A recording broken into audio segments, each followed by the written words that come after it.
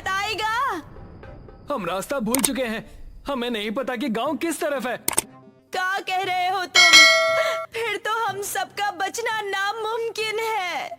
तभी पेड़ के ऊपर से एक हाथ आया और उसने महेश का गला पकड़ लिया। ये हाथ कठमुंडू का ही था।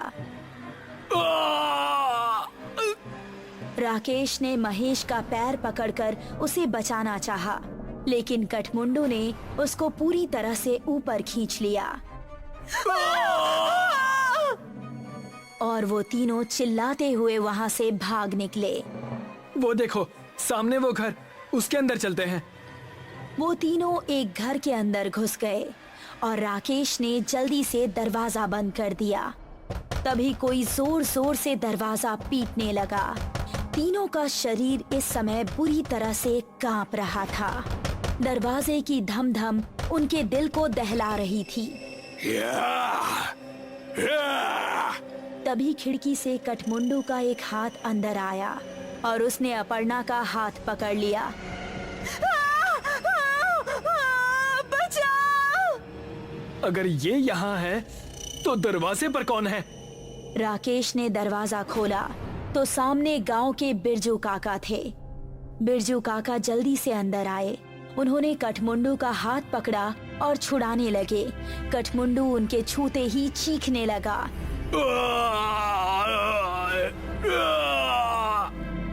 वो चीखता चिल्लाता हुआ वहां से भाग गया।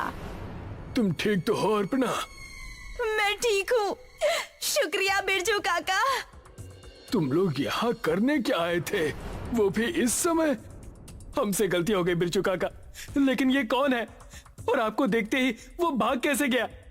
ये कठमुंडू है।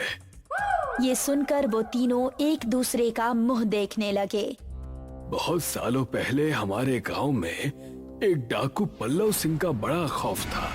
गांव में एक बूढ़ी औरत रहती थी जिसका एक ही बेटा था।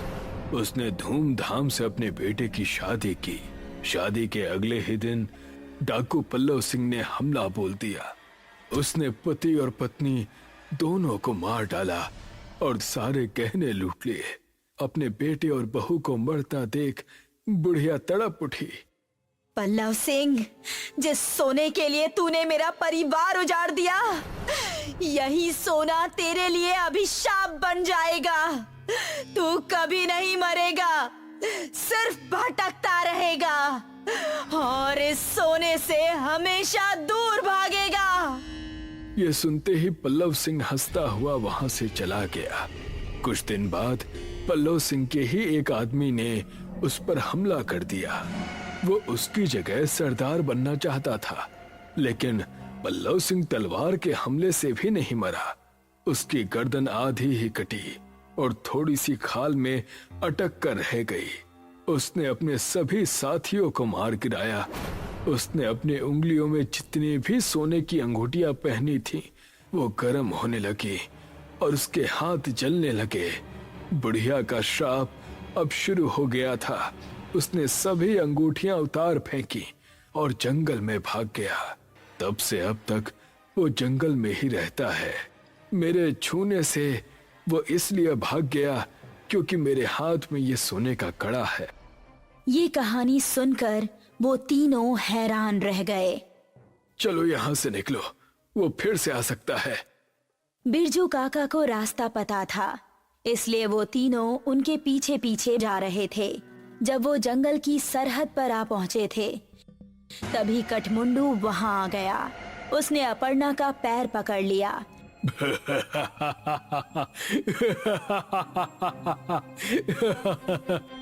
तभी राकेश ने बिरजू काका के गले पर नजर डाली। उनके गले में एक सोने की चेन भी थी। उसने चेन को उनके गले से उतारी और कठमुंडू की टूटी हुई गर्दन में डाल दी। उसने चेन को गले से उतारने के लिए जैसे ही छुआ तो उसके हाथ भी जलने लगे।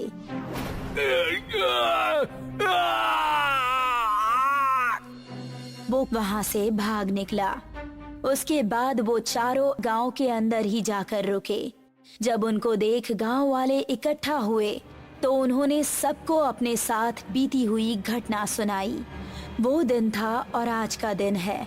गांव के सभी लोग हमेशा अपने साथ सोने की कोई ना कोई चीज जरूर रखते हैं और अभी भी उनको जंगल में कहीं ना कहीं कठमुंडू नजर आता ही रहता है।